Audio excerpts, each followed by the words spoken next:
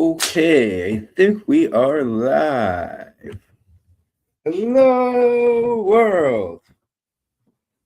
Welcome to another installment of Mr. FLIXTER Show, the weekly internet show where I review movies and more.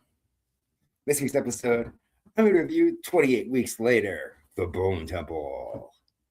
But before we get to that, I got some birthdays that I want to talk about, and the weekend box office update. The weekly installment where I talk about the box office from last week. So, without further ado, let's get to it, shall we? Live from Niagara Falls, it's Mr. FLIXTER Show on Saturday night. Welcome to my channel.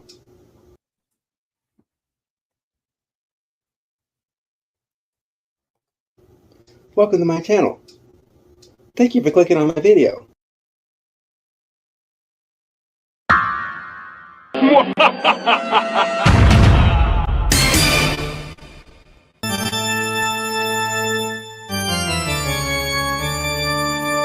He said he was on the verge of a discovery so terrific that he doubted his own sanity. There was a strange look in his eyes, some mystery.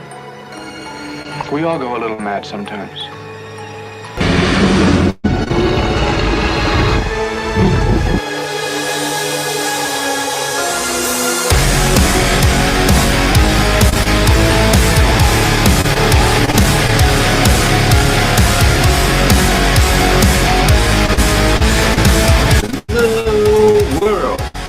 I'm Chris Martin, aka Mr. FLIXTER, here to talk motion pictures.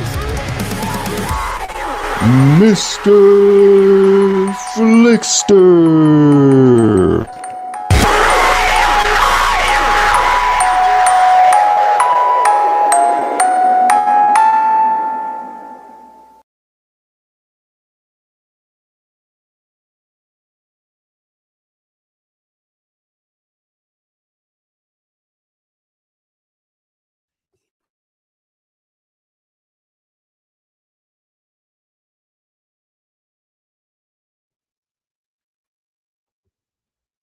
Okay, I am back. I think so. Yep, okay. Get my little co-star here. This is Ursula.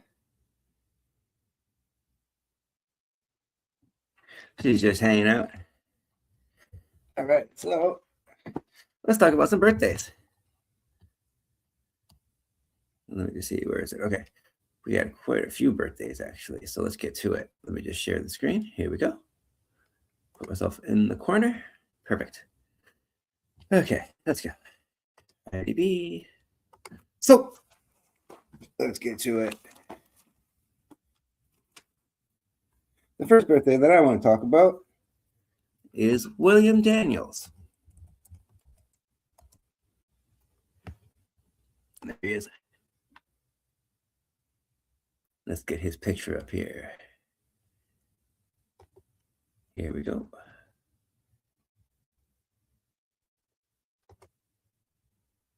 Probably most well known for Roman 12, but I'll get to that. William Daniels was born on March 31st, 1927, in Brooklyn, New York. He just had his 99th birthday. Can you believe it? Wow. Happy birthday, William Daniels.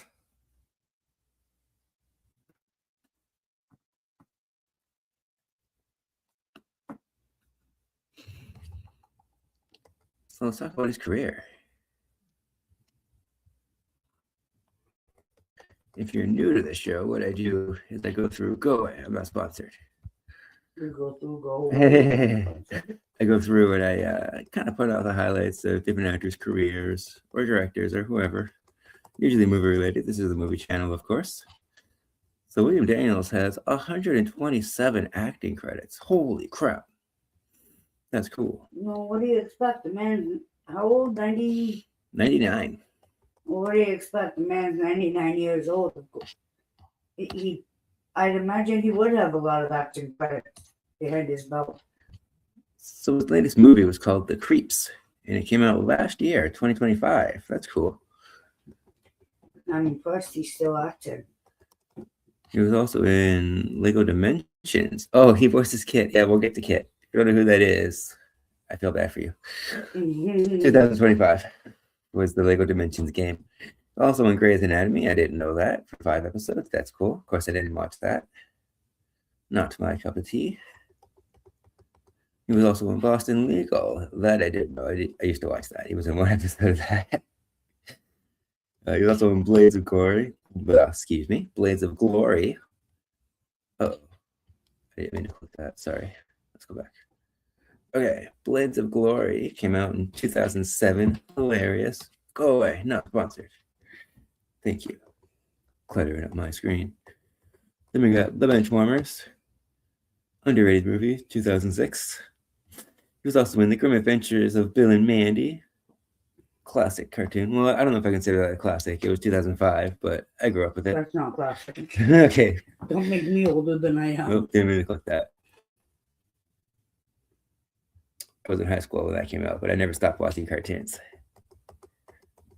We got Kim Possible. Yeah, he was on that show. Wow, there's a lot of sponsors tonight. Go away.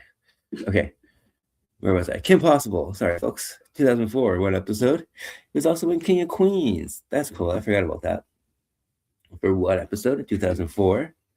He was in The Simpsons for 2 episodes. Especially, he was Kit in that show too. We'll get to it. We're not there yet. Let's see. He was in The Lion's Den. That was a show from 2003 to 2004 for 1 episode. Let's see. What else is there? He was in Touched by an Angel for 2 episodes. Okay. 1996 to 2003. And he was in Scrubs. I remember that. 2002, 1 episode. And he was in Star Trek Voyager. Wow. I forgot about that. Oh, that's why he was uncredited. Cool. Oh, he was just a voice. Okay, cool. 1 episode, 2000. Interesting. There it is. Boy Meets World. Mr. Feeney, 158 episodes. Wow. 1993 to 2000. The Lottery. Is that what I think it is? Hold on. If it loads. There we go. Yeah, it is. Okay. Cool. Yeah. Go away. Not sponsored. I don't care about your scrubby bubbles. Okay. Yeah. That was just a short story I read. I may have to watch that. It was cool. Hey, I don't want to say too much, but it's not the kind of lottery you want to win. Go away. Sort of like the Hunger Games isn't the kind of lottery that you want to win. But this was way before the Hunger Games. So yeah, that was 1996. Great movie. The Lottery. And it was the American Revolution. I remember watching that when it aired. Oh, he played John Adams. That's cool. 1994 for 6 episodes. I almost said that backwards. Let's see, what else is here? He was in Knight Rider 2000. That was the TV movie, I guess. 1991. We'll get to the original. That's where Kit's from, if you don't know where Kit's from. He was in St. Elsewhere for 137 episodes. Wow. 1982 to 1988. Here it is, Knight Rider, the original. 1982 to 1986. He was in 84 episodes. I thought that show was on for longer than that. Just so I thought he would have been in more episodes than that. that Kit's in every episode, isn't he? Yeah. Yeah. So that's probably his most iconic role. I think I misspoke before about Mr. Feeney. I just grew up with Mr. Feeney. He was also in Private Benjamin for 1 episode in 1981. That's cool.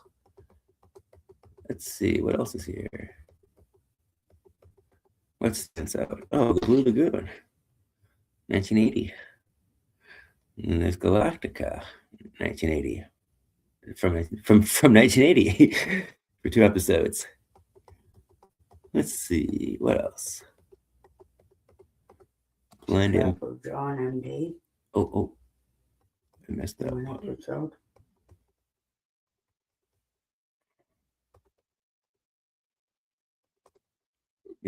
I missed that one. Trapper Drone MD, 1981, one episode. Quincy M.E. Quincy M.E. Oh, yes. 1976 to 1980 for 3 episodes. I like that show, Quincy. Let's see, what else is here? Blind Ambition sounds familiar. 4 episodes, 1979. We're in the 70s now. Let's see, what else stands out? I don't want to go too fast. Oh, he was in Soap. 1978 for 1 episode. He was in Return of the Incredible Hulk. That's awesome. 1977. TV movie. Oh, that's his TV show, actually. Is that a show? Soap. Yeah, I said Soap. Yeah.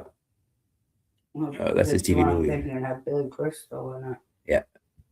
And then there's the Incredible Hulk TV show. He was in 1 episode, 1977.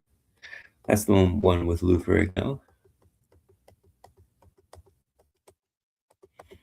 Let's see what else. There's McMillan and Wife.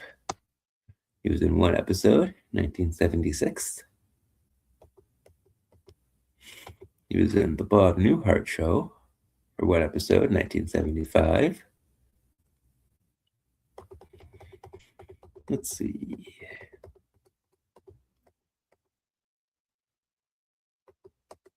What else stands out? He was in Ironside, 1973 for 1 episode. He was in 1776. Oh, he played John Adams in that too. That's cool. In 1972. You must really like John Adams. He was in The Graduate. That's right. 1967. If you haven't seen The Graduate, I highly recommend it. What did I touch? Oh, didn't mean to click that. Okay. Why did you put me there? Oh, well. We'll find where I was. Go away. Not sponsored. Okay. Where were we? And back down. It's the 80s. Still 80s. Still 80s. 70s. Here we go. Closer. There's the Hulk. Okay. Okay, here we are. Cool. Okay, what else stands out? Did I say Ironside? Oh, well, Ironside, 1 episode, 1973. Oh, yeah, I did, because there's 1776. Cool, okay. 1776? 1776, yep. He played John Adams in 1972. Let's see, there's The Graduate. Cool, all right. Let's see, what else is here? 1,000 Clowns, that sounds terrifying. 1965. I don't know if it's a horror movie or not, but it sounds terrifying regardless. He was in something called Naked City. 2 episodes, 1961 and 1962. I'm sure that's not what it sounds like. Just like the movie Naked Lunch. His first TV show was Justice. Yeah, or just like Naked Gun.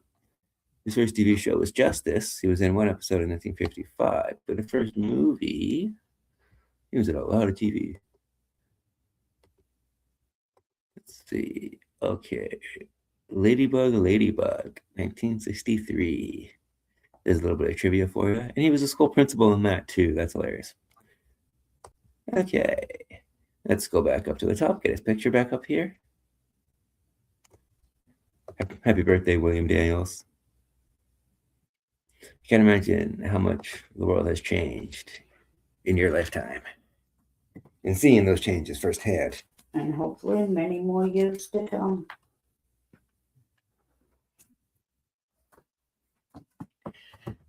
Okay, let me just see if there's any comments.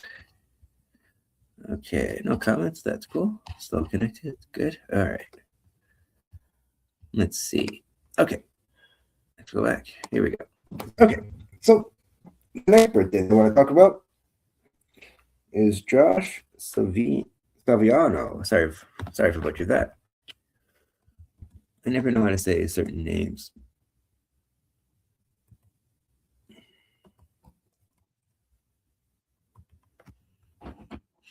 There you go, Josh Saviano. I'm just gonna roll with that.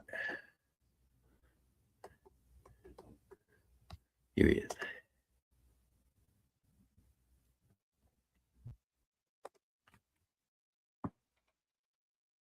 He was born March 31st, 1976, in White Plains, New York. He just turned 50. Happy birthday, Josh Saviano.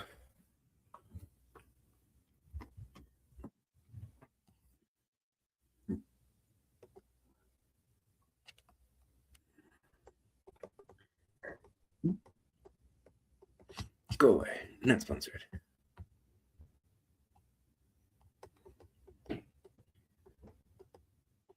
Let's see. Okay. Okay, this will be quick. He's got 6 acting credits. Cool. His latest show was Law and Order SVU. It was in 3 episodes in 2014 to 2016. His most famous show, most likely, is The Wonder Years. He played Paul. He was in 114 episodes. Wow. 1988 to 1993. And unfortunately, I haven't heard of these. There's Camp Cucamonga, 1990. The Ray Bradbury Theater, 1989 for 1 episode. The Wrong Guys, 1988. And his first, well, that's a video. I guess that's a short film or something. My Friend Liberty, 1986. Okay, so his first movie was The Wrong Guys, 1988. I'm sure fans of The Wonder Years remember him. I do, but that just shows my age. No worries. Here's this picture.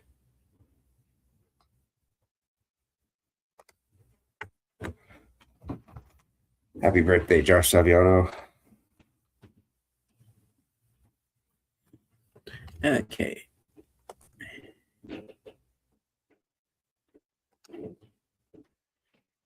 Well, the last birthday that I want to talk about is Eddie Murphy. Josh Saviano, he's really changed.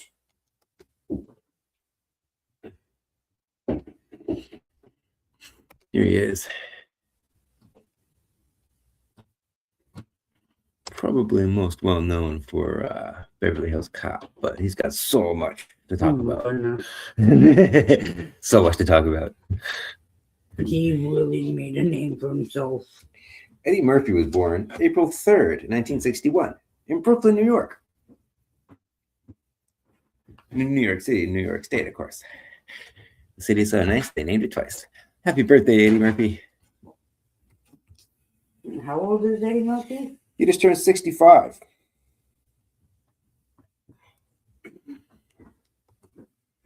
Would never know that looking at him. He has aged well. I'm not sure how I feel about Shrek 5, but we'll see whenever it comes out. Not sponsored. Go away. Okay. Let's see. He's probably got a lot. He's got 80 acting credits. Wow. That's yeah. it? That's I'm a lot. surprised. His latest movie was The Pickup. That was okay.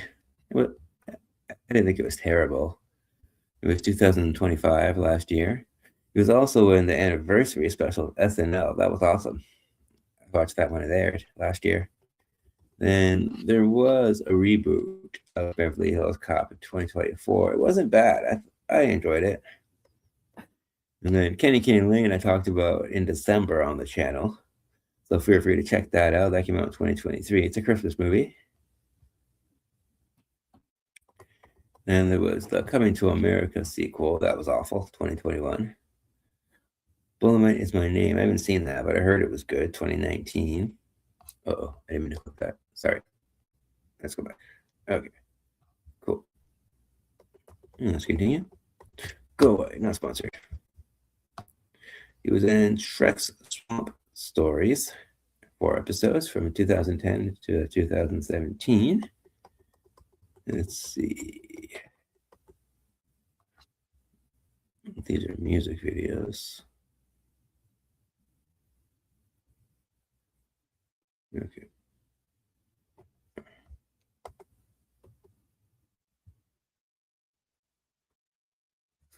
There was a Beverly Hills Cop TV movie. I didn't know that. 2013.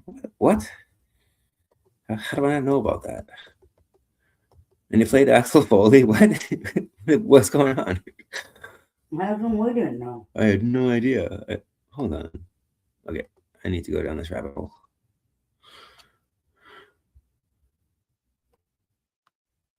Aaron Foley tries to escape under his father's legacy. What? Barry Sonnenfeld directed? What? How do I not know about this? Is this a short film? Yeah, okay, it's a short film. TV movie. Okay. 45 minutes. What? I am flabbergasted. Brandon T. Jackson. Okay. David Denham. Kevin Pollak is in it. Judge Reinhold is in it. How do I not know about this? Apparently, we're slacking. What the hell is going on? That's not good. We're not supposed to be the ones slacking. Yeah, I'm not supposed to be the one behind on this stuff. Okay. Wow. Mind blown. Holy crap. You just witnessed it live. Okay. Moving on. Believe me, Go away. He Not doesn't sponsored. get mind blown often. Whoa. Okay. He was in Shrek Spooky Stories, 2012. A lot of Shrek stuff. 2012 there for Thrilling Tales. He was in 1,000 Words. That movie was all right. I think it's underrated. 2012, probably forgotten by now. Same with Tower Heist. I think that had Ben Stiller in it too. 2011. There's more Shrek stuff. Oh, here we go. Shrek Forever After was 2010. Oh wow, Shrek 4 was 2010. Wasn't that long ago? Huh.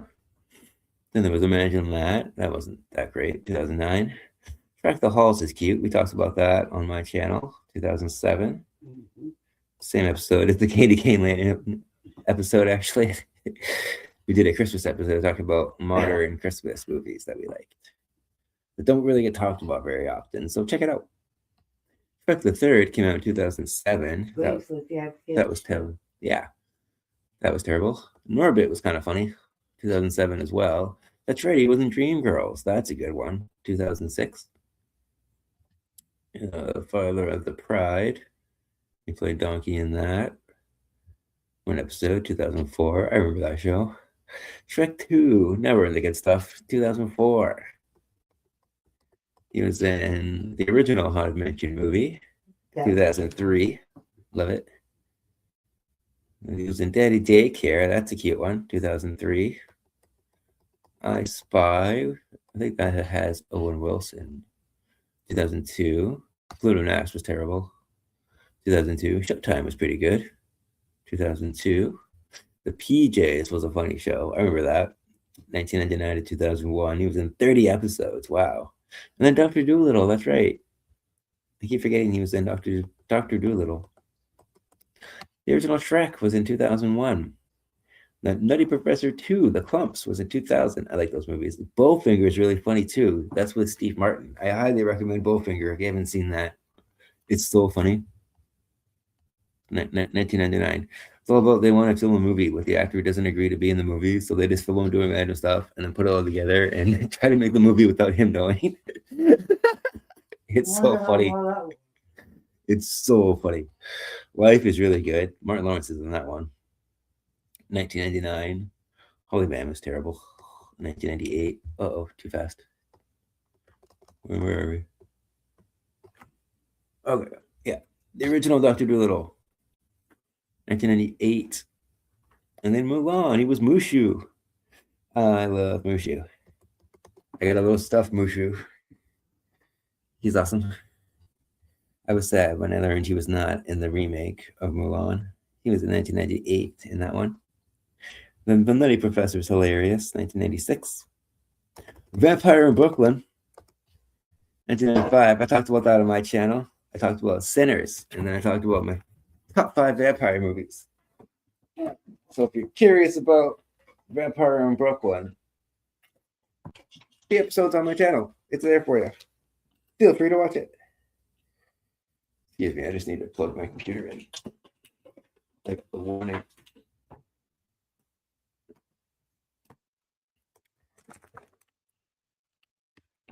Okay.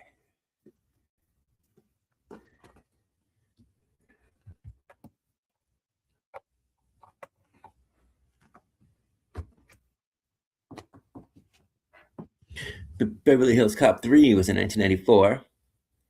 Not the best in the franchise. I kind of prefer the remake over 3. 3 is really not good. But you should watch all the Beverly Hills Cop movies if you like Eddie Murphy. Quintessential cinema. Then another 48 Hours is also good. He's with Nick Nolte in that one. That was, 1990. It was the original Coming to America classic. 1988. We got Beverly Hills Cop 2. That one's pretty good. 1987.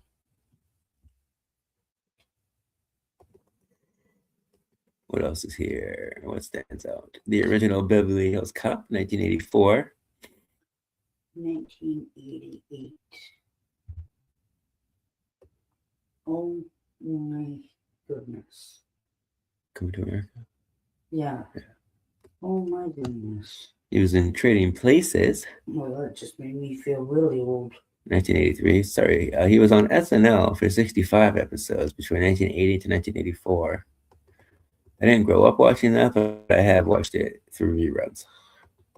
So I guess technically I grew up watching it because I was younger and I still watch some of the old stuff to this day. I guess that counts.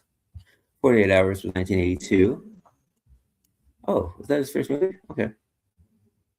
Huh. That went quicker than I thought. There's a lot of videos and stuff listed here too. So I didn't even know that. 48 Hours was his first movie, and then Trading Places shortly after with Dan Aykroyd. Oh, wow. 1983. But 48 Hours came out in 1982. Huh. I learned something today. There's a short film about Beverly Hills Cop that I didn't know about. I cannot get over that. We're gonna have to check that out, you know that. Oh, I gotta check that out. I love Beverly Hills Cop so much. I might do a whole Beverly Hills Cop episode. That is totally something I could do. I have to get excited about it. If I don't get excited about it, I don't do an episode about it. In other words, people, get your popcorn ready. Here's his picture one more time. Happy birthday, Eddie Murphy. You don't even look 65. He's aged well.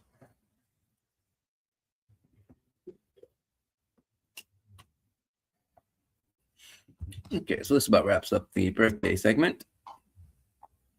Let's go back here. All right, still connected. Good. No comments. Okay, that's cool.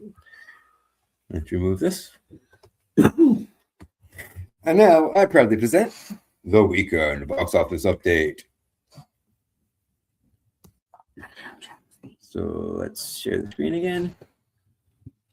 Put myself in the corner and go to Box Office Mojo. So we had a big release last year. Super Mario Galaxy came out. I haven't seen it yet. I was trying to avoid the rush, so I didn't go opening weekend.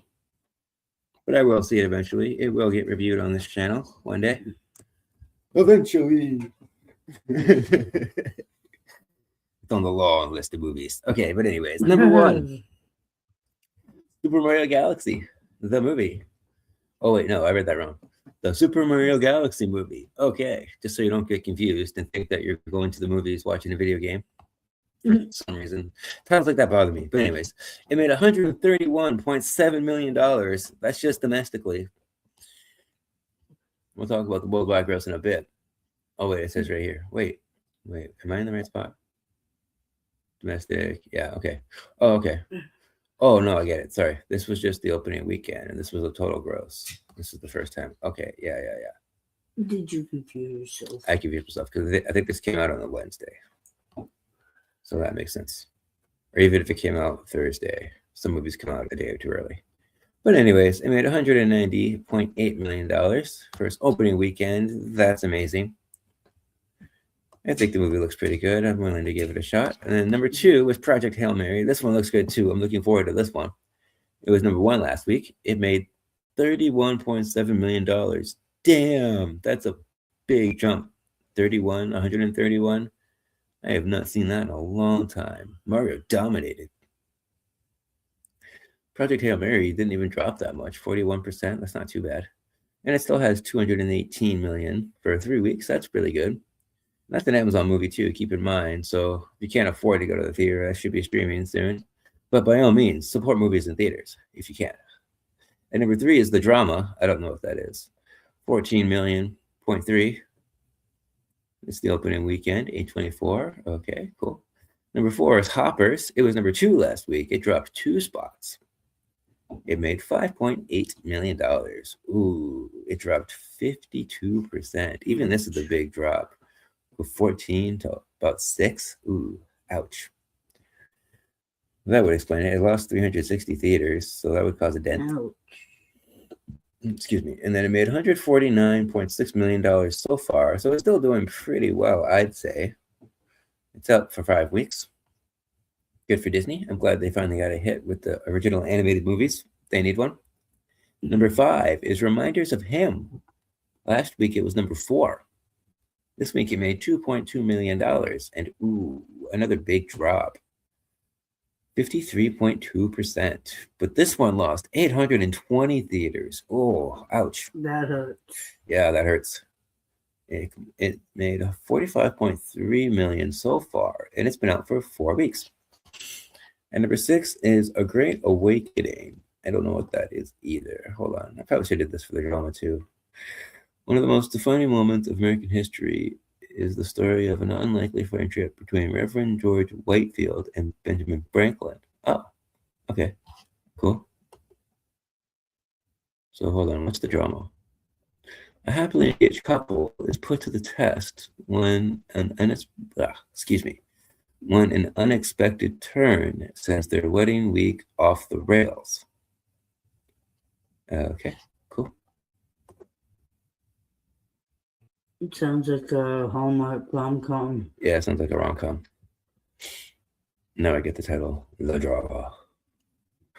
Anyways, where are we? Great Awakening, the Ben Franklin movie, apparently. $2 million. Pretty good. Opening weekend, not bad. Movies like that need to be advertised better because I would love to see that. I love history. But anyways, number 7, They Will Kill You. That made $2 million.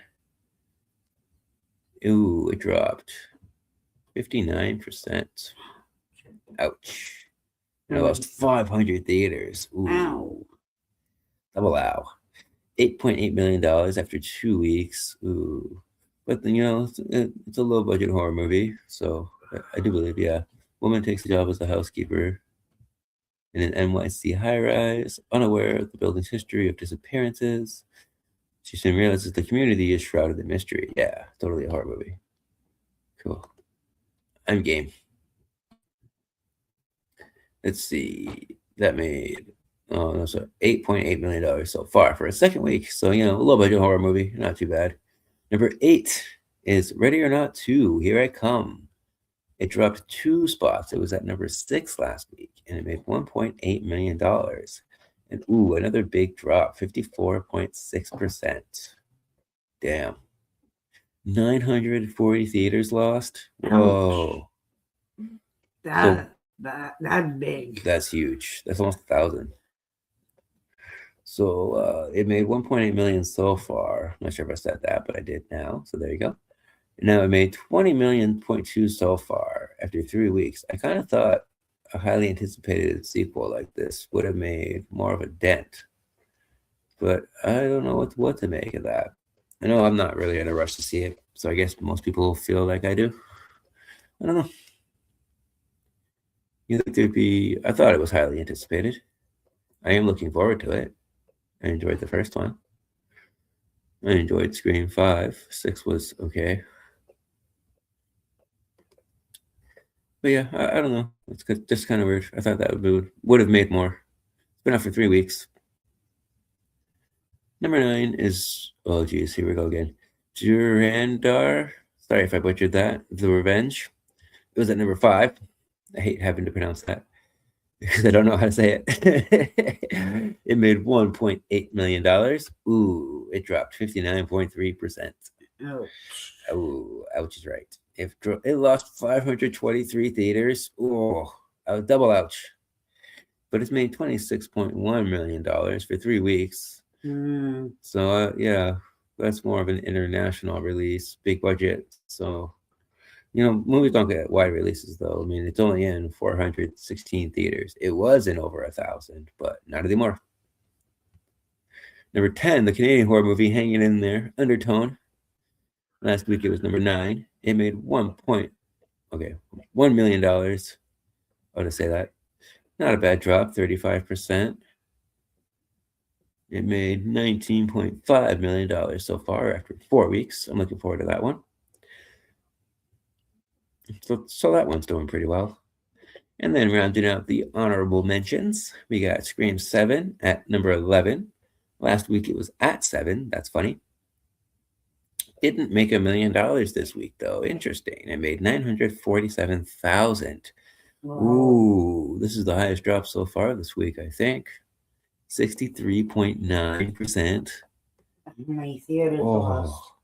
It lost 1,215 theaters. So that's like over half of what it was in before. So if you want to see Scream 7 in theaters, hurry, go see it while you can. Yeah, not going to be out much longer. Yeah, it ain't going to be there much longer. It'll be on Paramount Plus before you know it.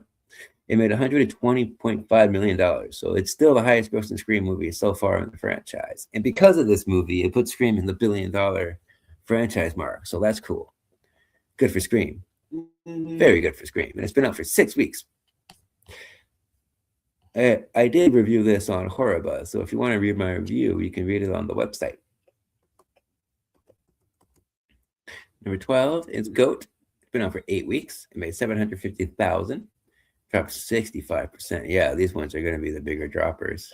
Still, yeah, over half. Yeah, it still did well though. $102.4 million for 8 weeks.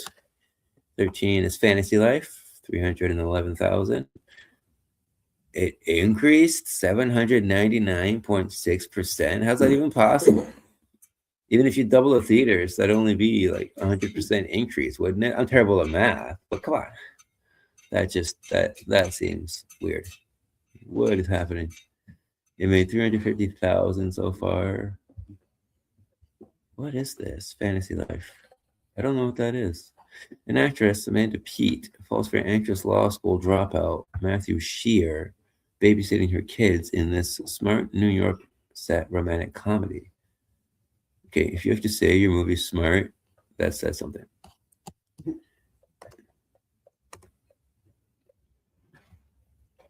Okay, where are we? 14, Forbidden Fruits. 252, try that again. 255,000, numbers are hard. 78.2% drop, ouch. Ooh, it lost a lot of theaters, over 1,000. Ouch. It made $2 million so far. The production studio is not available. That's interesting. I don't know what that is either. What is this? At a mall store, Apple leads a secret with cults and co-workers, Cherry and Fig. New hire Pumpkin questions. Oh, I think I read that before. Okay, this looks familiar now. I just keep forgetting about it. Okay, moving on. I'm not saying much of the movie. Number 15 is the AI doc, or How I Became an Apocalyptimist. Sure. 254,000. It dropped 60.6%. Ouch. And it made $1.1 million. So this about wraps up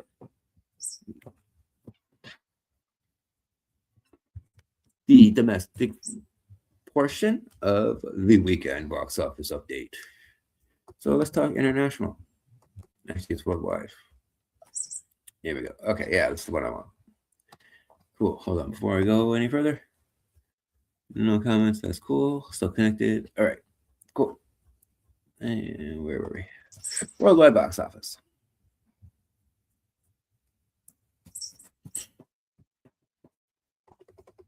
And number 1, we have Pegasus 3, dominating the box office still.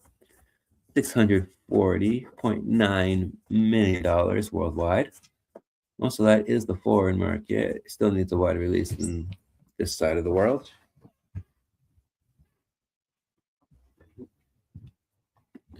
Number 2 is Super Mario Galaxy. Really?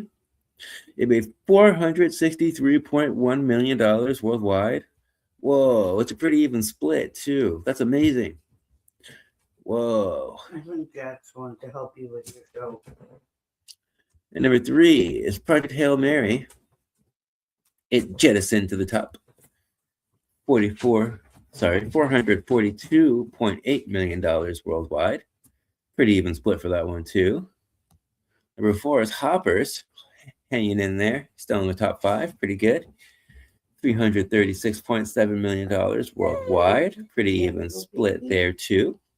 Number 5, Wuthering Heights, no longer in theaters, so we'll see how long this hangs on for.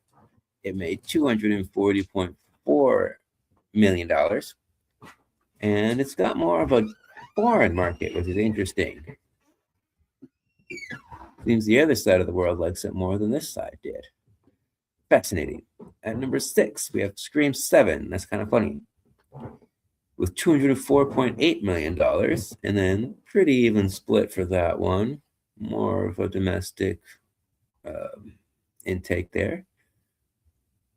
Number 7, Blades of the Guardians. $203.3 million.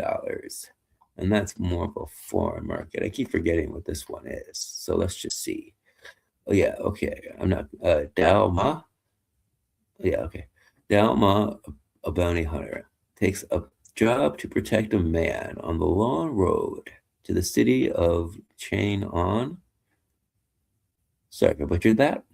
However, he discovers the person he's protecting is the Empire's most wanted bounty, Ji Shi Lang. Now every greedy factor is after them. That sounds awesome. I think it's a Chinese movie. Correct me if I'm wrong in the comments. Hopefully that gets a wider release so we can see it. Yeah, okay. Number 8 is Scare Out. $186.9 million. That's strictly foreign. That hasn't been released on this side of the world yet. Number 9 is Goat. $185.7 million. Pretty even split for that one. That's good to see. Number 10 is this Durandar. I'm really struggling with that. I cannot pronounce that for the life of me. The Revenge. I do apologize for my butchering of that name. $151.5 million. So not bad. More of a foreign market on that one. But that's okay. Hopefully it gets a wider release.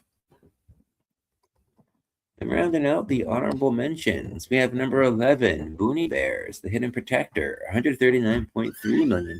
Strictly a foreign market on that one. Interesting. At number 12, we have The King's Warden, $107.04 million. More of a foreign market on that one, too. At number 13, Send Help, the new Sam Raimi movie. That was a good one. I enjoyed that one. I'll do an episode about that in the future for sure. That was number 13, hanging in there. $94 million. More of a domestic market on that one. Number 14, we have Reminders of Him. $80.8 million so far. Pretty even split on that one. Not bad, not bad. Number 15, Hamlet. $78.4 million.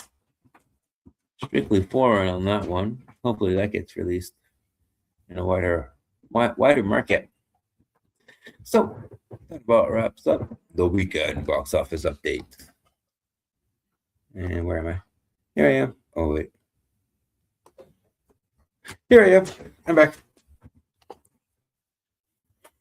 So let's get to the main event, shall we? Tonight, I'm going to review 28 Years Later, The Bone Temple.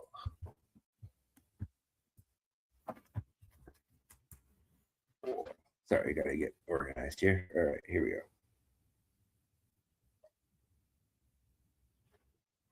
my god, I can't say. Okay.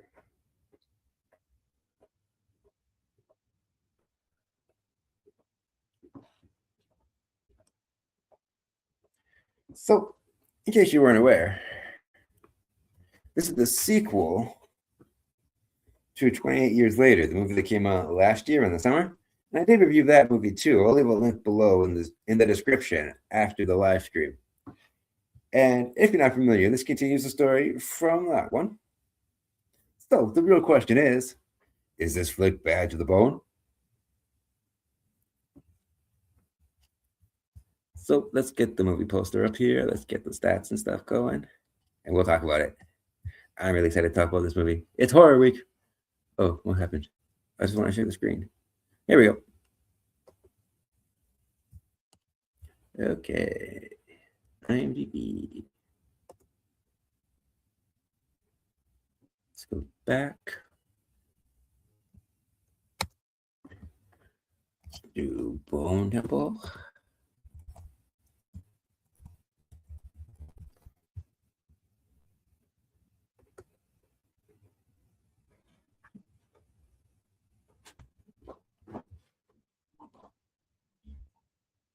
And I know I'm late to the party on this one, but I was excited to talk about it, so I had to. Here's the poster.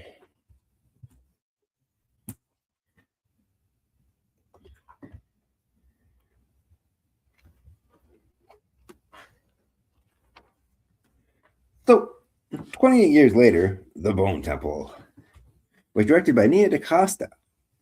It was written by Alex Garland. It stars Ray Fiennes, Jack O'Connell, Alfie Williams, and Connor Newell. It was made on a budget of $63 million. It made $58.5 million at the box office worldwide. So it didn't make its money back, unfortunately. Which is a shame, because it was good, but I'll get into it. I'm not going to tease whether or not I liked it or anything like that. But it's not going to be a glowing review either. I have my issues. So let's talk about it.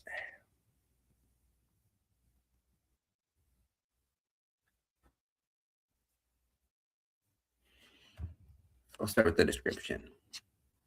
According to IMDb. Go away. Not sponsored. Okay. As Spike is inducted into Jimmy Crystal's gang on the mainland, Dr. Kelson makes a discovery that could alter the world. I gotta be careful about clips too. There we go. Okay. Back to the poster. Great poster, by the way. Got little scenes from the movies. That makes sense once you see it. You got characters here that all matter, and of course the Bone Temple is there, and it mixed up Ralph Fiennes. I kind of like the composition there, how it all makes up the character.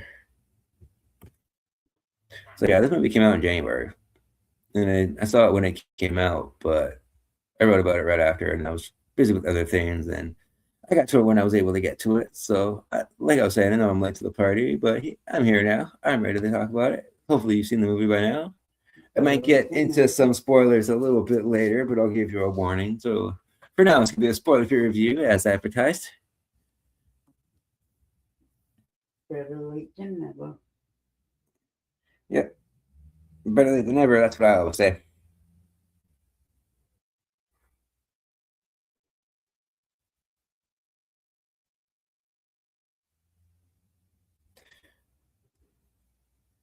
So first, let's talk about the director. And the thing about Nia DaCosta is she gets a lot of flack because there was the Candyman remake or reboot, I guess you could say. But everybody thought that movie was directed by Jordan Peele, so she didn't really get the credit for that one. And then the Marvels came out a few years later, but Disney had their hands a little bit of that. And Marvel pretty much, those movies are known for directing the movies by committee, so she didn't really get a whole lot of say in how that movie turned out. But she gets a bad rap for that movie because she was the director, even though it wasn't really her fault. So she had a lot of creative freedom in that, in this movie, The Bone Temple. My point is I'm glad she finally has a chance to let her creative side breathe. You know what I mean? Like she can spread her wings, and they just let her do. Well, they let her do a lot of things that people don't normally do in major franchises like this. Like she was able to do major script revisions. She added more of the infected into the script, and she went in a whole different directing style too. So, not she didn't necessarily take over the franchise, but Alex Garland and Danny Boyle gave her a lot of creative liberties that aren't usually granted to people when it comes to high quality franchises like this or long lasting franchises like this. So it's cool somebody gave her a chance.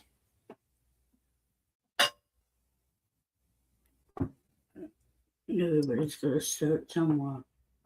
Yeah, exactly. I don't know if you heard that, but my girlfriend just said everyone's got to start somewhere. And the way her career was going, I had a feeling that she was on a bad road, but it wasn't her fault. So I'm glad she finally can spread her wings. I guess I'm trying to say. And she has a very distinctive style too in this movie. This movie is way more stylized and it is gritty than the other 28 movies. So if you're familiar with the franchise, you know what I mean about like the quality of the cinematography. This film looks sleeker, but it still fits in nicely with the 28 movies. Sometimes sequels stand out when they get this far down the road. This is the fourth 28 movie. Can you believe it? For a franchise that started in 2002.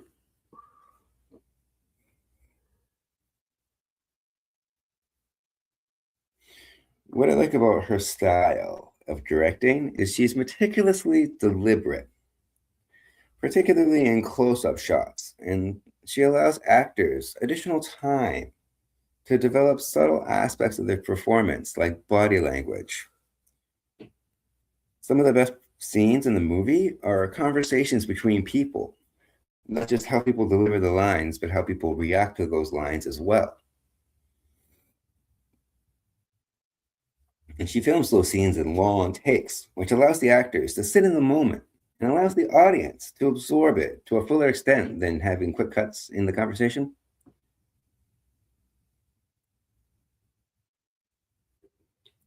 I love the way she plays with light and shadows too.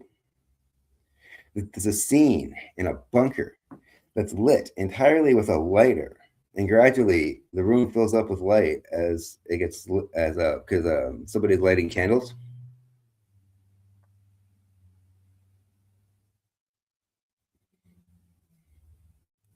It uses light and shadows effectively because it exhibits the darkness of the abyss of humanity in this world. There's no electricity, and just having a little scene like that is a subtle way of raising the stakes of survival. Just think about it. This has been going on for 28 years now in this world. There's no government. Everything is just chaos and anarchy.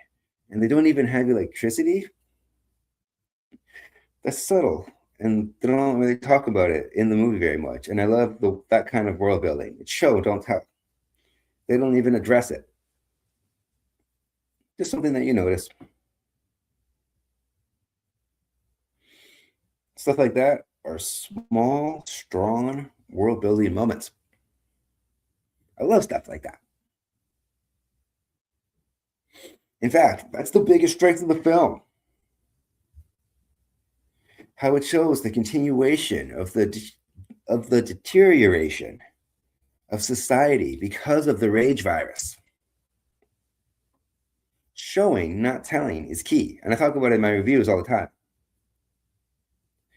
The opening scene says everything that we need to know about the movie, but they don't even talk about it after it happens. They show it, and then they just let it sink in as the movie progresses. You're like, oh, so this is the world we live in now? Whoa. It's impactful. I don't want to say too much, though, because it's a good scene. But it takes place in an abandoned water park. And that's very telling, too. I love little details like that, too. This is what I mean by she does things that are deliberate. Because if you think about it, a water park represents innocence and like childhood fun and like laughter and joy and stuff like that. But that's only when it's like the water's full, like the pools are full, the slides are going, the people are there. But I don't know if you've seen videos on YouTube or anything like that about abandoned places. Some people go to abandoned theme parks, and it's very different. And so I can't imagine going there because it would be very creepy. So just think about the symbolism there. It's a water park, but it's stripped away of all its joy, stripped away of like the things that would make someone happy. Like there's no water, it's shut down, no electricity, like I mentioned before. Little subtle detail. It's symbolic of that loss of childhood innocence too.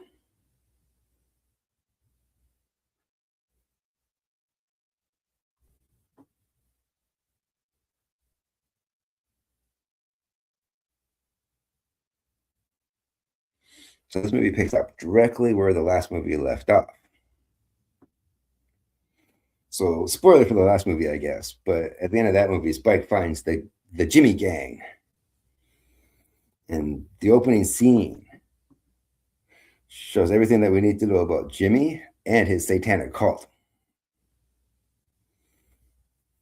I don't want to say too much, but Spike has a knife fight. That's how he gets inducted into this clan, I guess you can call it. And it sets the stage for the brutality too. This movie is gory, but I'll get to that.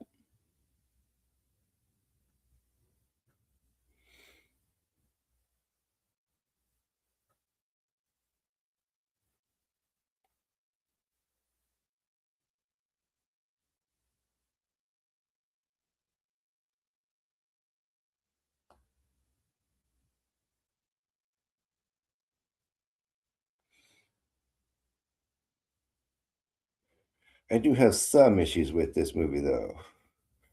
And one of them, let's just focus on this Jimmy gang real quick. They use short knives when they're fighting the infected and when they're fighting other people, which is fine for when you're fighting like not infected people. But it's established in this movie and pretty much every other 28 movie that even if you get a tiny little drop of blood on you from the rage virus, you get infected.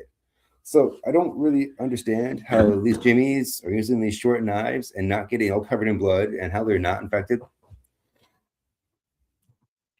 How are they avoiding being infected by the rage virus? They don't. But sometimes they wear masks, but they still got their eyes exposed. They still got their ears exposed. Like they don't really wear gloves.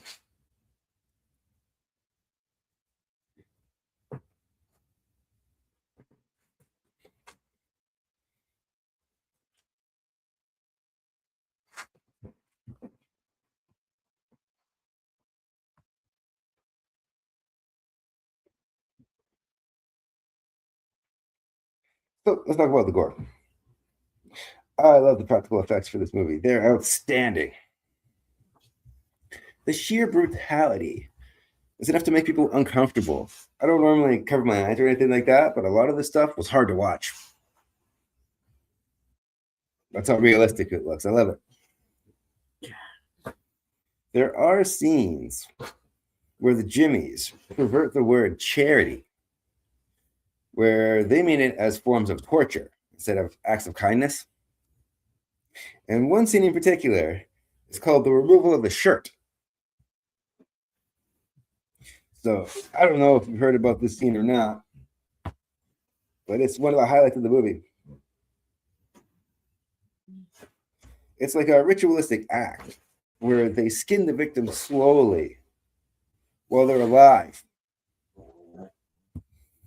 And it doesn't show a lot, but what it shows is brutal. It made me squeamish, and it takes a lot for movies nowadays to make me squeamish. I'm just desensitized. I've seen a lot of horror movies, so good on you if you can make me squirm. And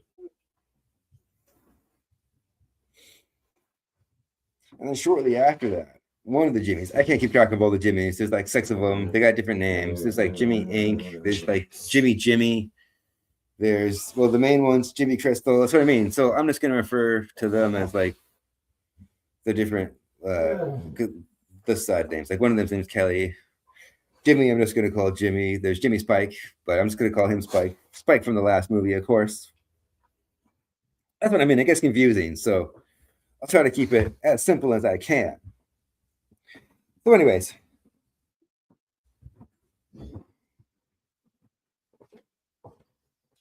one of the Jimmies gets a hook in her head, and it's another standout kill. Because it's just so sudden, and it just sits there. The camera holds on to the moment for a long time. It's awesome the way it does it. Aside from that, the infected get their fair share of decapitations, mauling, and other violent acts. But they don't play as big of a role as they do in some of the other movies. The infected are more of an afterthought, except for one character, but I'll get to that. Just kind of a bummer. I wanted more infected. There's also not that much of a threat of the infected too. It's another plot hole. Some people just camp out in the wilderness, and they're totally fine. They're sitting around having a bonfire. There's infected all around them. How are they not drawing attention to the infected with these bonfires? And I wouldn't feel safe sleeping outside like that. No, give me some form of like shelter, a cave or something. I don't know. They just don't feel as threatening in this as some of the other ones. They don't like run as fast. They're not as menacing, but not even that. Just the way people act. They're just sitting around a campfire, middle of the night. There's infected all around us. Who cares? It's fine. It's fine. We're safe. I don't know if I'd want a cave either. No caves? Okay. There's no door. It's stop. Yeah, my girlfriend said no caves. I don't know if you can hear her. Has to be a cabin. That's what I mean. You need some form of shelter. Like, I don't know, we're way too relaxed about the zombie apocalypse. Sure, it's been 28 years, but come on. You think these people would know what they're doing? That just doesn't seem safe to me. They took more, like, other better safety precautions than the other movies. Stuff like that bothers me because it's inconsistent with the rules that they set up in other movies. Let's have some consistency. Did you forget what you wrote in your other movie? Because Alex Garland wrote all these movies. So many plot holes. So many plot holes.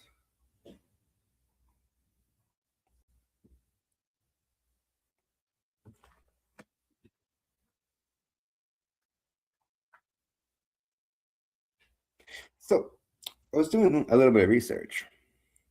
And the filming for this movie actually took place 3 weeks after the completion of 28 years later, which is practically unheard of. Well, I guess not so much now, but they really have to have faith in a movie to start production that soon. But it's curious because they haven't started production for part 3 yet. This is supposed to be part 2 of a planned trilogy. So hopefully we hear something soon. But anyways, due to the overlapping characters and locations, production required systematic synchronization. According to IMDb, the actual Bone Temple, hold on, let's get a picture. The Bone Temple is awesome. Great set design. It is one of the highlights of the previous movie too, so I'm glad they gave the Bone Temple its own movie. It deserved it.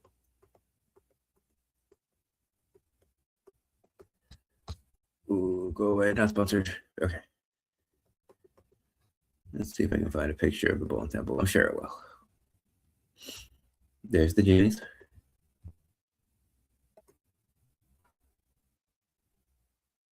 Let's go here. Scroll down, filter.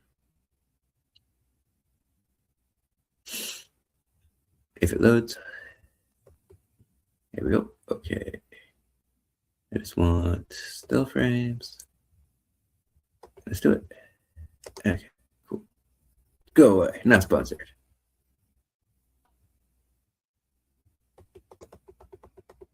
Let's see. Where is the Bone Temple? Let's see. I know there's a picture. Let's see it. Let's get a better picture than that. Let's see. Where is this Bone Temple?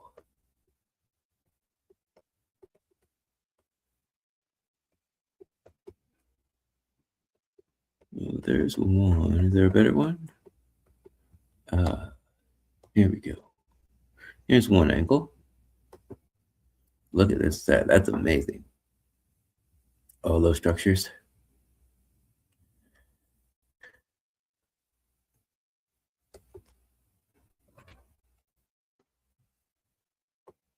And then where did the other one go? Where did that other one go? Go away. Not sponsored. Okay. See, this is what I mean. They're sitting around a campfire. How's that remotely safe in the world they set up in the other movies? See, they're just hanging out by the fire. It's cool. It's cool. There's an infected 200 feet away. But hey, it's fine. Oh, they're getting closer. Don't worry about it. We're just by the fire. It's cool. It's cool. Like,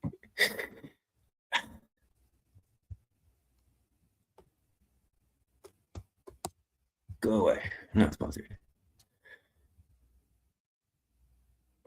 It's little details like that that matter.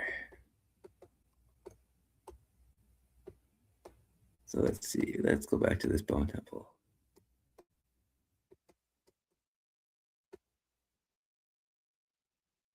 It's a pretty good picture.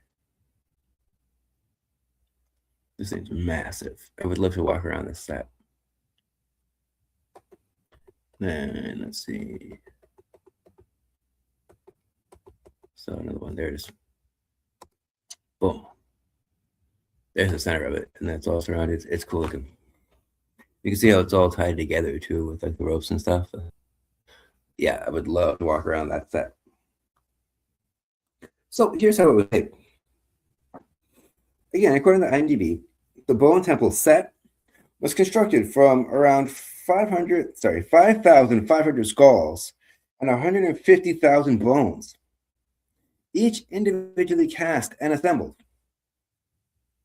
These elements were mounted to roughly 1,000 vertical uprights, creating the temple's column structure. The other way it's all set up. That's how they did that. Pretty neat, eh? I love fun facts like that. So like I said, the movie was written by Alex Garland. And I feel like he wrote a script with better pacing this time, balancing the events of what's essentially a road trip movie with zombies in thought-provoking ways. There's two concurrent timelines that coincide. Now, nothing feels like filler, unlike the last movie, where large portions felt like they didn't really need to be there. They felt unnecessary.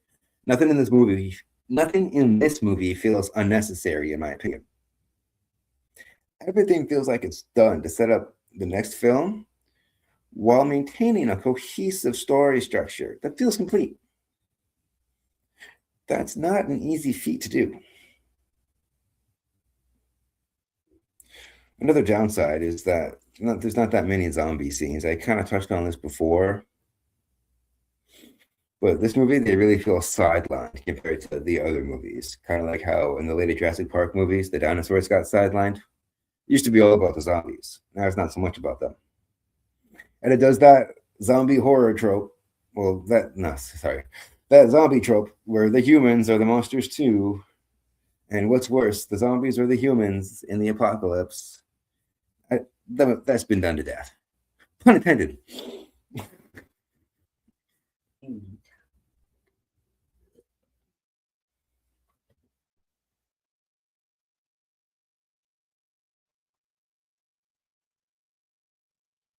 Granted, I did mention the gore. This movie has horror elements. They're just not as predominant as the other movies. And there's this whole subplot with a pregnant woman that just gets completely abandoned by the end. She kills one of the Jimmies with the hook later, like early on, the one I mentioned. And then she just kind of disappears, and we don't hear from her again. We don't know what happens to the pregnant chick. Yeah, she might come back in the third movie, but we just have to wait and see, I guess. I don't know. It just seems weird to introduce a character, have a whole moment like that where she stands up to one of the Jimmies while she stands to Spike. And like he tries to reason with her, but of course she doesn't trust him because he's part of the gang now. But yeah, she saves the day and then she just runs off. That's it. I kept waiting for her to come back in some capacity, but she doesn't. So it's like, okay, what was the point of that? Could have been somebody passing. Well, no, because she's part of this family, and like she gets introduced. We see her father. Her father gets turned into a zombie early on because he gets spit. Like one of the zombies spits blood on him, and he turns into a zombie. Meanwhile, the Jimmies get all this blood splatter on them and they don't turn into zombies, so I don't get how that works. It's just little things like that bother me, like that inconsistency.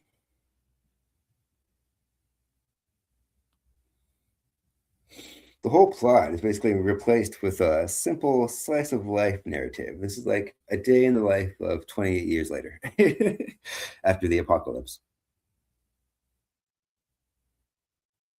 But the whole thing's predicated on profound character studies. Another major plot hole that I can't ignore, though, is how they established in the last movie this is only happening in Great Britain and the rest of the world is fine. That makes no sense. Like, sure, there's no government in this country, but why wouldn't other countries try to help? Like, they're just going to close off and quarantine one country and be like, sorry, your problem. Like, really?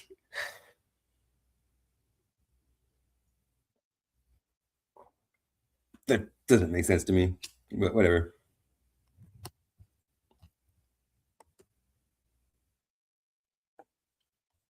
But yeah, like I was saying, it does have some profound character studies in this. So actually, I should have just stayed.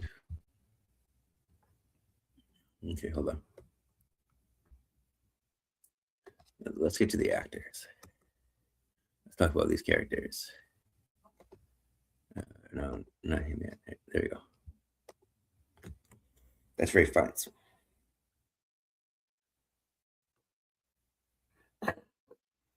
He returns as Dr. Ian Kelson with a much more substantial role. He plays a doctor with a different perception of the infected than the average person does. He doesn't perceive them as a threat. They're more like victims needing a cure for their ailment. He's captivating, compassionate, and intensely commanding. The way he conveys his internal conflict with minimal movements gives the character psychological depth. It's little things like that that I love about acting. You can sit there in a room and just take a deep breath, and it says everything that you need to know about how he's feeling. There's no like long monologues in this movie, and I love that. Some people just talk too much in movies. Your characters don't have to say that much. Just do things and show us. His smooth, regal voice is refined to become a believable, complex intellectual.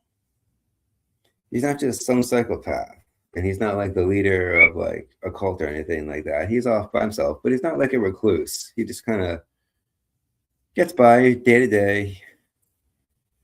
Whether or not he chooses to live with people or not, I don't know. It doesn't really say.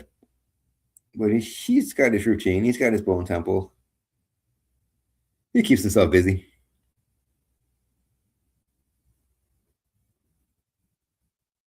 I really do think this is one of his best roles in recent memory, too.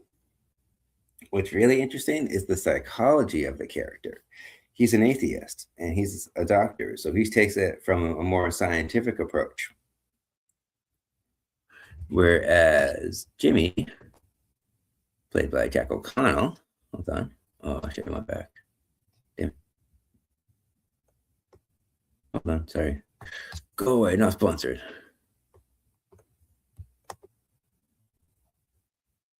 Let's see, is there a better picture?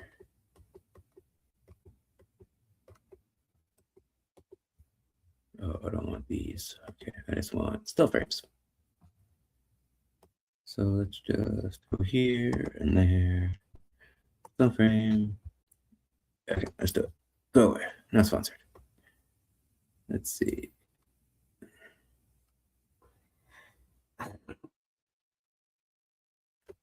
That's a good picture. Jack O'Connell plays Jimmy.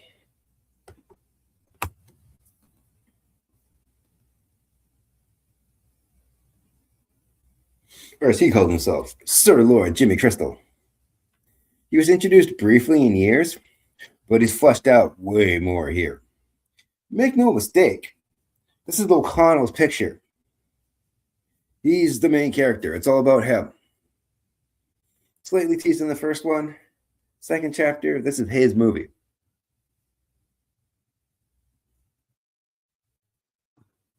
He's so good at pretending to be friendly one moment, only to switch gears and become a sinister, maniacal villain the next. He's such a fascinating character because he represents heinousness in a purely raw form. The setup in the last movie leads to a satisfying payoff here. Now, his psychology is interesting because he takes religion, but he perverts it and twists it. So instead of being like this religious zealot that believes in God, he's a Satanist and he's all about, raising hell on earth.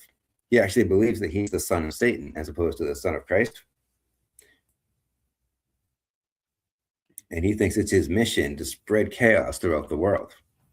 That's terrifying, especially when you get someone that is charismatic and somebody who other people kind of believe in. That can get scary, especially in this world where anarchy is law. So it does a good job of setting up what he is, like who he is. And every once in a while, too, the mask kind of comes off, so to speak, because there's a scene, I love this scene, with him, and he's talking to Ray Fiennes. And they have this conversation about their ideologies. It's so interesting. Then we got Alfie Williams. Let's see if I can find his picture. If I'm not going to exit this time. Oh, you can't see his face there.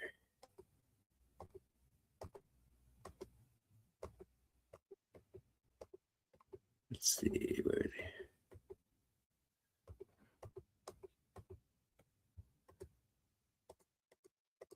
Some of these pictures aren't going to make any sense. Oh, there's the pregnant girl. Part of this family. And she's part of the family that gets tortured, but she escapes. Obviously, she didn't get skinned like the other people did. But it doesn't talk about her after that. It doesn't address it. Nobody says, hey, where's What's-Her-Face? Where'd she go? She just runs in the woods. Let's see, where is Spike?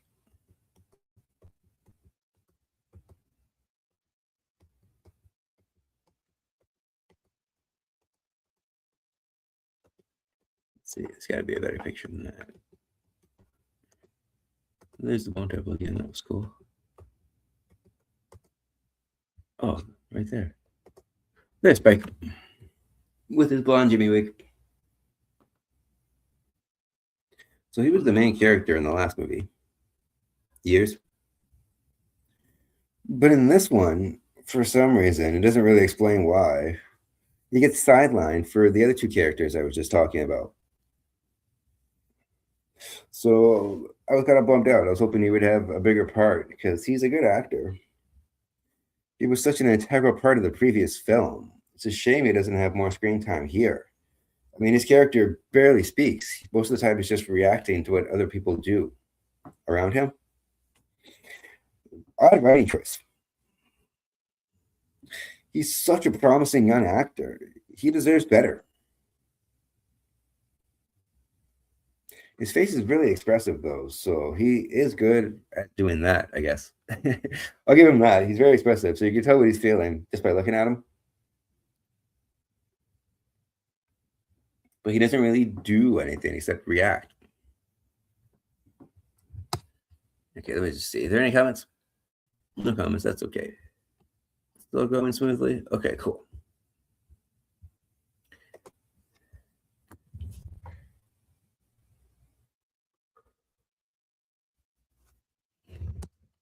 Then let's go back to Red because I just saw her. There she is.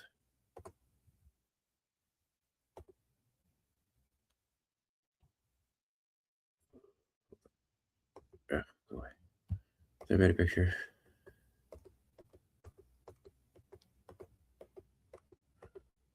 She's from one of the Jimmys.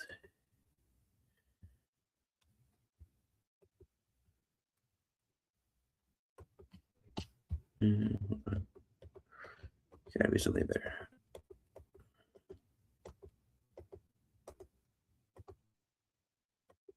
More bone temple. There we go. Yeah, that's a good picture. Oops, too many like that. Okay.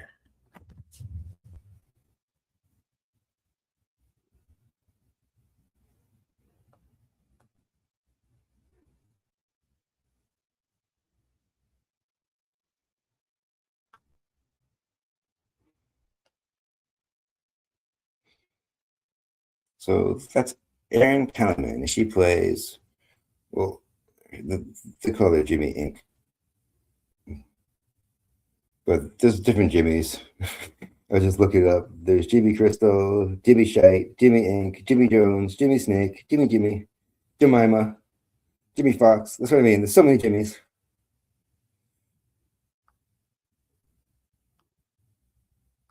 There's a reason for that too, but the film talks about it.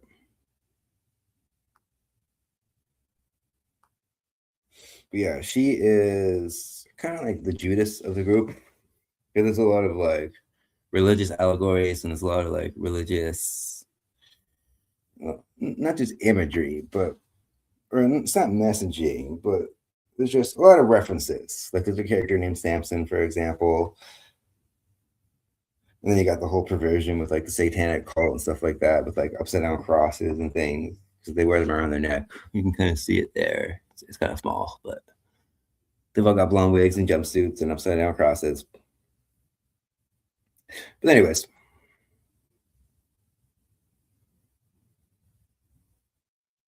her real name is Kelly. Sorry, the character's real name is Kelly. You know what I mean? Not Jimmy. It's Kelly. She says that eventually. Anyway, she befriends Spike. And it's good that she's kind of like the group skeptic because it brings that air of questioning into the air. Like, because not everybody's a downright believer of Jimmy. Some people are going to question him. It just makes it more realistic that way, in my opinion. And her doubts in Jimmy do push the story forward in unexpected ways, and I appreciate that.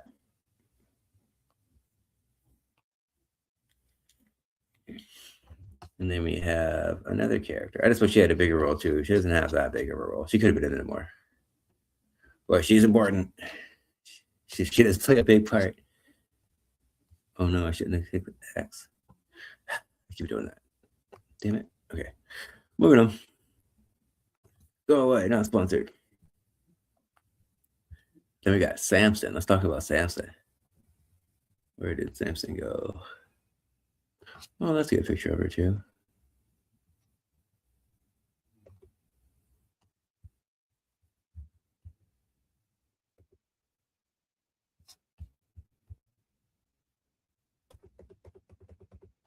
Go away.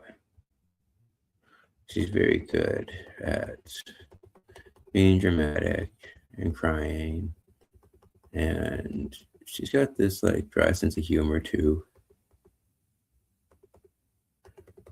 She's got this relentlessness to her. It's awesome. She's persistent and she's opinionated. She's not just like a pushover or anything like that. That's good. Where is Samson?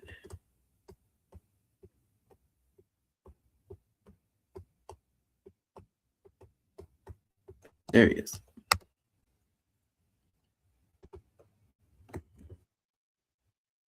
He was introduced in the last one. He plays one of the alpha infected in years.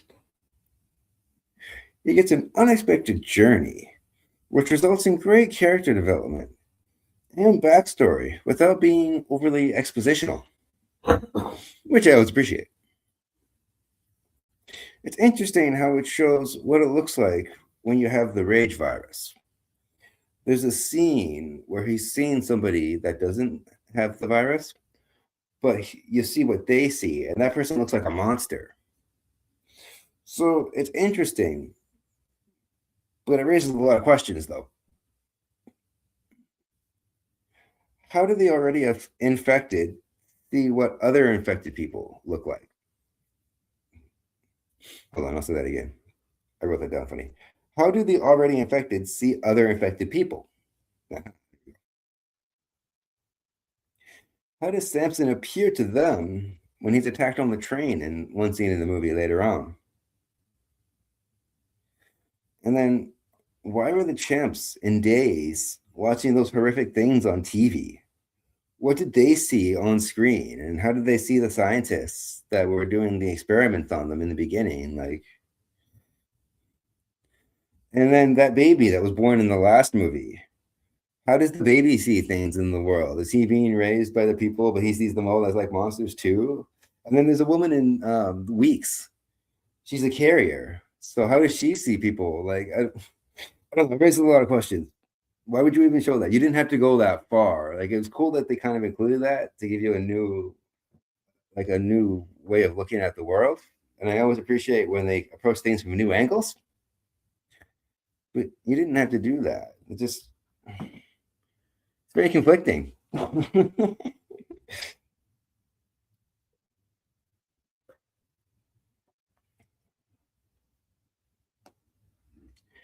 Woven in between the chaotic scenes are slower, more tranquil moments. After Dr. Kelson treats Samson's psychosis with the rage virus, DaCosta betrays Samson's mental improvements by showing him displaying more calm behavior, such as peacefully walking through the forest, picking berries, and slowly enjoying the taste of them, as well as hearing sounds of nature, like birds chirping, or the breeze blowing through the leaves in the trees. I didn't mean for that to rhyme. He actually gets some kind of garment to wrap around his waist to hide his shame.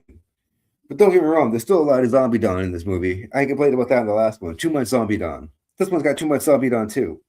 But it's interesting because that shows another symbol of recovery. It's simultaneously a great character developing moment and world building.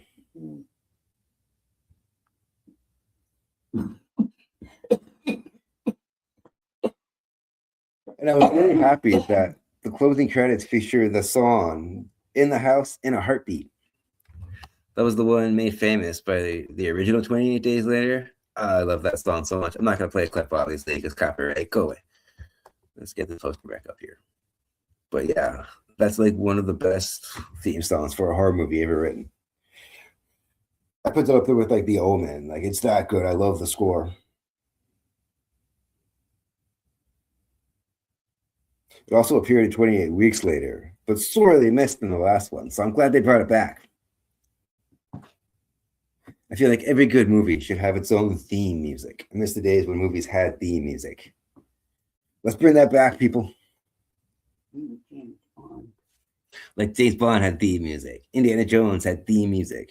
We all know the Jaws theme. We all know the Jurassic Park theme. Movies don't really do that anymore. So I'm glad they're trying to bring that back with this one. That's really cool. I really appreciate that. So let's go back. Here we are. And move. I'm back. So overall, this flick is bad to the bone, baby. Well, I did highlight some negative things.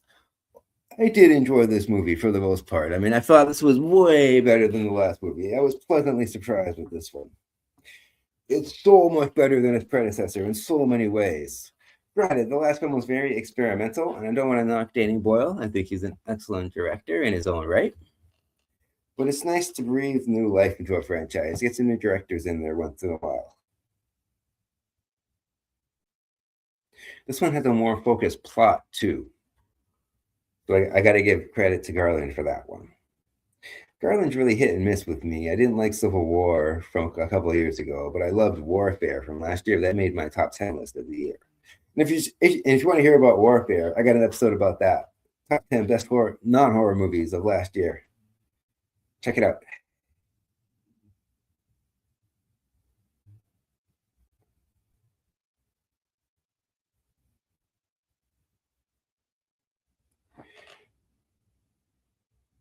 So this movie's got great practical effects makeup, and it's got more Ralph Fiennes and Jack O'Connell.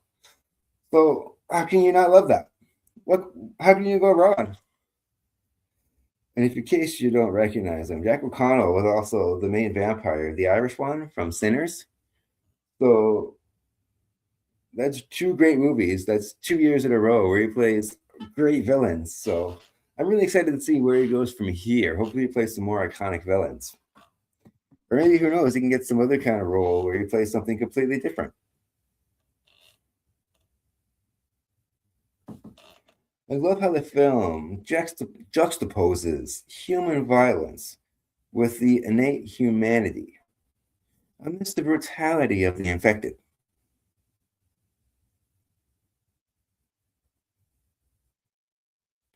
The religion versus science aspect is fascinating to me. Dr. Kelson and Jimmy have diametrically opposed ideologies, while young Spike is in that transitional point in between adolescence and adulthood. So he's just taking in this world around him and he's seeing these two competing ideologies. So he has to decide morally what is the best thing for him to do. Because he knows deep in his heart that he shouldn't be with Jimmy and he's not in a good place with these people. But he's got no way out.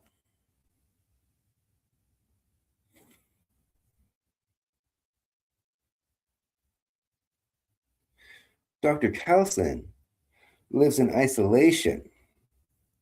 He's an atheist whose worldview revolves around compassion, logic, rest, and respite. Jimmy's worldview consists of self-righteousness, adulation among a group that stems from the bastardization of a version of his religious upbringing. Sorry, a bastardized version of his religious upbringing. I just cannot talk tonight for the life of me. My apologies. But the sheer dynamics clash in a suspenseful, ingenious cat and mouse game.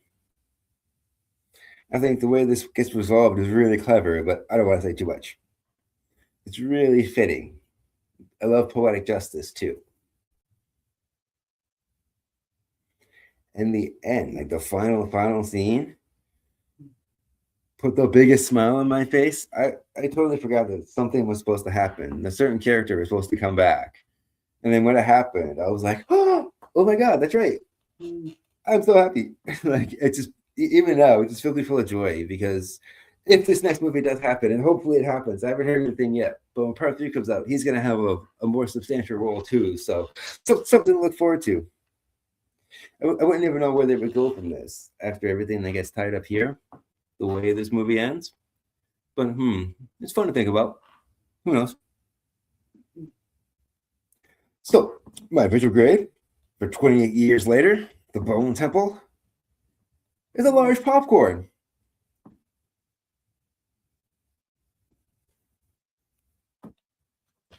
So this concludes tonight's episode. I hope you enjoyed the review. I also hope you enjoyed the birthdays and the weekend box office update. I'll see you next week. Saturday night, 10:30 p.m. is the new time, season 5 of Mr. FLIXTER Show.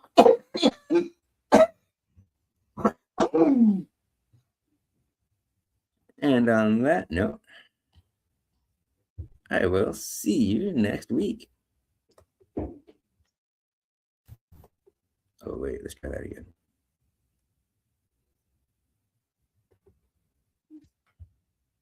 Take 2. So, until next time. I'll see you at the movies. Have a great day. Did you know that I'm a film critic for HorrorBuzz.com? You can read my reviews on their website, so I'll leave links below for that too.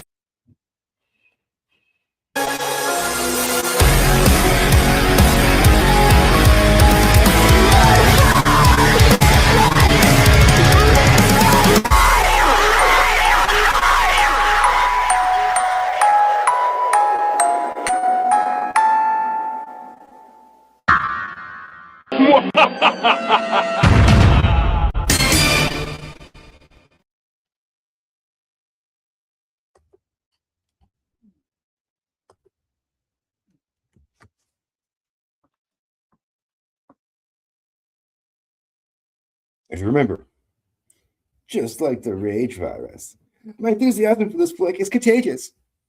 Highly contagious. I'll show myself out. Good night, y'all.